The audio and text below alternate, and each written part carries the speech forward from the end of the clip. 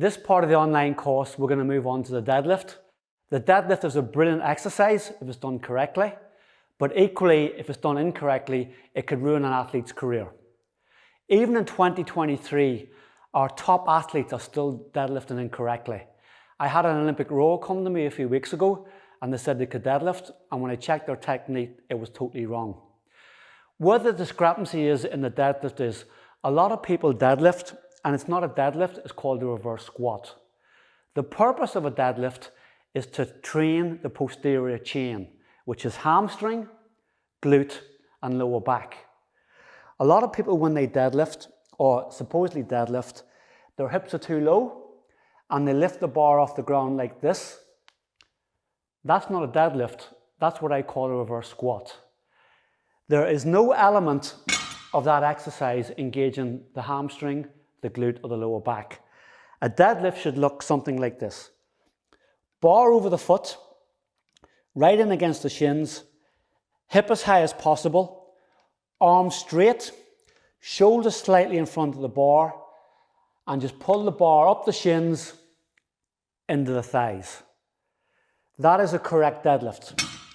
And that's why we're going to show you a series of regressions so you can get your athletes to deadlift correctly and safely. If your athlete struggles to do deadlift correctly, then we bring them back, rescale their movement, and do regressions. This first regression is called a partial deadlift or a rack deadlift. Now, I love this exercise, and I've used this in the past with my rugby players and especially my football players in the Premiership. The one thing you don't want to do is injure your athlete doing an exercise in the gym. So when I'm cautious with a high-profile footballer, this is my go-to for a deadlift regression. So rack deadlift or partial deadlift, you set the barbell on a rack, or can even be boxes or plates or whatever you have. You make sure the bar starts just roughly above the kneecap. The bar is sitting right in against the thighs, okay? The arms are straight, the back is flat, your core is braced and switched on, and quite simply pull your head forward, and to execute the lift, you just pull the bar up the thighs, extend the hips and hold, and then you reverse. You pull the bar up the thighs, hold and lower. And a great coaching cue that I use, if you imagine my arms, my thighs and my torso as a triangle at the start, you just close the triangle for the lift, and then when you lower the bar, open the triangle. Close the triangle and then open the triangle. The second regression we're going to look at on this online course is called the RDL, or Romanian deadlift. Fantastic exercise for preparing the athlete to get ready for the proper deadlifts, and a great exercise for really enhancing hamstring strength and injury prevention in the hamstring. I use this a lot with female athletes, with my female netball players, with my female hockey players, because females have an inherently weaker hamstring in comparison to males. So the RDL, we start with the barbell just below the hips. Get the barbell right in against the thighs. We slightly soften the knee about 2 or 3 degrees. We push the hips back. We let the barbell slide down the thighs and, if appropriate, into the shins. And then we reverse the movement. We stand up straight, making sure the barbell does not leave the thighs or the shins. So to execute the lift, push the hips back, arms straight, barbell slides down the thighs and the shins, back up the thighs. We open the triangle with the arms, the thighs and the torso, and then we close the triangle. And that's the RDL. Deadlift regression number 3, box deadlift. If you don't have access to a rack, there are many ways you can implement this regression. So in this example, I'm using boxes, but I remember in the past, I worked with a world champion super bantamweight boxer, and he didn't have boxes or racks, so we used simple breeze blocks out the back. And that's fine, because again, the muscle doesn't know it's a fancy rack or it's nice boxes. It just knows it's working at a certain height. So for a box deadlift, like the rack deadlift, Same setup. Barbell in against the knees, arms straight, shoulders slightly in front of the bar, okay? Extend the knees and hips and pull the bar up the thighs, closing that triangle, holding at the top, and then reverse. Pull the bar up the thighs, hold, and then lower. Once you've mastered the art of the deadlift regressions, then it's time to move on to the conventional deadlift. Now, the setup of your deadlift is very, very important, and it's quite specific in how you do it. So first thing is your foot position. Your feet are hip width, and you want to imagine that the barbell is splitting both of your feet in half. So the barbell is sitting roughly over the midline of the laces, okay? Next thing what you want to do is just very slightly soften the knees. The knees aren't straight, they're just a slightly flexed, about 3 to 5 degrees. Then you slide your hands down your thighs and then stop.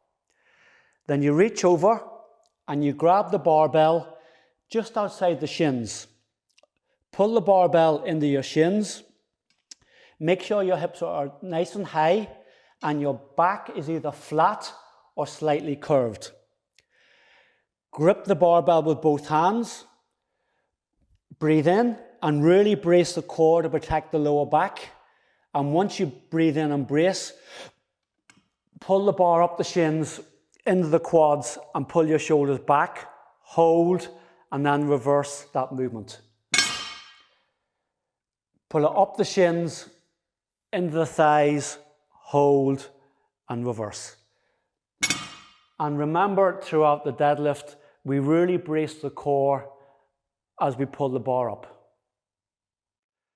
Some of the issues I see with the deadlift that people do wrong is once they lift the bar up in the deadlift, they actually just drop it to the ground. I prefer that they lower it under control because you're also getting that eccentric part of the lift. By just dropping the bar, you're missing a trick and you're missing that eccentric loading on the hamstrings, which is very, very important in injury prevention. Now that we looked at the conventional deadlift and some of the issues associated with it, we're now going to move on to the deadlift progressions. The first progression for the deadlifts on this online course is called a deadlift deficit. Basically what that entails is you're going to make the muscles that you use in a conventional deadlift go through a greater, wider range of motion. And to achieve that, we do the exact same setup for a deadlift, only this time we're on a box of about 3 or 4 inches. Based on your mobility, that height can be higher if you have good mobility or can be even lower. So we set up on the box, the bar is still in the midline of the foot. Grab the bar outside the shins, raise the hips up, pull the bar up, and this time when we lower, we're going through a far greater range of motion to the posterior chain, which is the hamstrings, the glutes, and the lower back. So by putting our feet up in a box, it's known as a deadlift deficit. The second progression in the deadlift series on this online course is called a deadlift drop set or deadlift strip set. Normally the protocol would be 3 sets of 6-6-6 or 3 sets of 8-8-8, where we progressively drop the weight as we go along. For the purpose of this video, I'll do 3 reps of each. So I'll do 3 reps at 45 kilograms.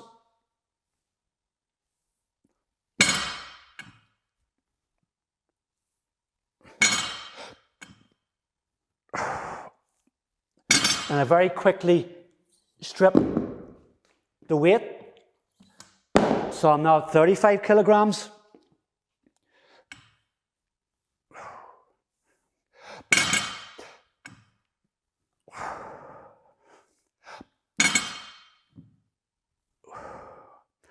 And then the final set, we strip again for the final 3 reps.